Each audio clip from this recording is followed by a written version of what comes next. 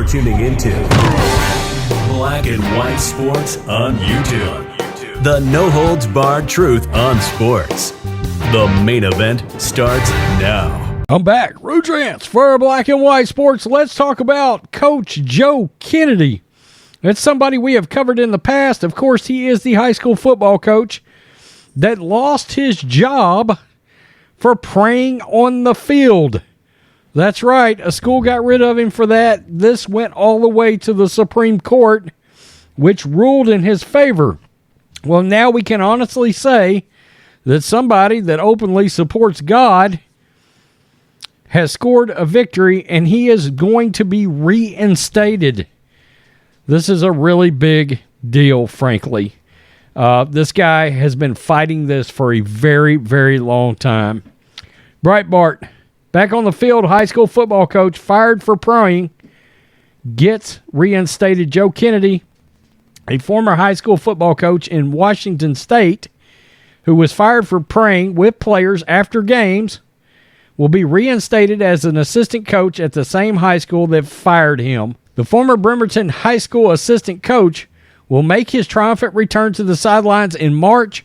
According to recently released court documents, Kennedy won a historic 6-3 Supreme Court decision in June when the court ruled that the school had violated the coach's right to exercise his religion freely by firing him for praying after football games. It's unbelievable that we're even in this state and time, but we are. Quote, respect for religious expression is indispensable to life in a free and diverse republic, whether those expressions take place in a sanctuary or on a field, and whether they manifest through the spoken word or bowed head. Justice Neil Gorsuch wrote the majority.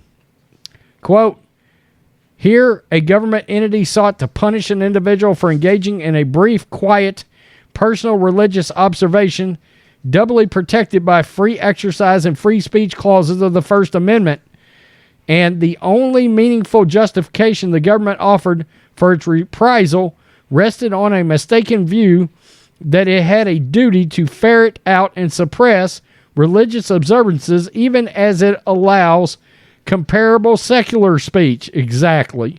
If it would have been the other way around, they would have had no problems. They find out he's an atheist. Oh, we're good. Look at the state this was in. Kennedy sued Bremerton School District, claiming the district had violated his First Amendment rights in 2015. 7 years, folks, after being fired for leading post-game prayers with athletes and students. A joint filing from Kennedy's attorneys and those of the school district says that the Bremerton School District shall not interfere with or prohibit Kennedy from offering a prayer consistent with the U.S. Supreme Court's opinion. However, the same filing stated parties disagreed on specific wording of this portion of the injunction. While according to Kit Sapp's son, neither side offered any clarification on the points of disagreement in the injunction. Proposals for how Kennedy is to resume his post-game prayers are due on November 8th. Both sides did agree, however, that Kennedy will return to his duties as assistant coach no later than March 15, 2023. Since the Supreme Court released its decision in June, it was inevitable that Coach Kennedy would be back on the field. Jeremy Dice, senior counsel at First Liberty Institute, the group representing Kennedy. We're glad that the school district has agreed that by March 15, 2023, he'll be back to coaching, just like he wanted when he filed the lawsuit. Throughout the process, Kennedy steadfastly maintained that he never coerced or pressured any student or student athletes to join his post-game prayers. Yeah, it's my understanding that he went out there and was doing this by himself for a while, and then all of a sudden, students and student athletes just started going out there and joining him. Instead, the coach asserts the prayers were a covenant between me and God that after every game, win or lose, I'm going to do the right thing on the field of battle. The coach added, I had some kids that wanted to join. They asked, and of course, it's a free country, until he found out that it wasn't, except, much to the left's chagrin, it is, in fact, a free country. Bravo, coach. This is a big deal. It's great to see that he actually is getting his job back. If I was him, I'd possibly find a different state to coach in, but he may not want to, and he shouldn't have to.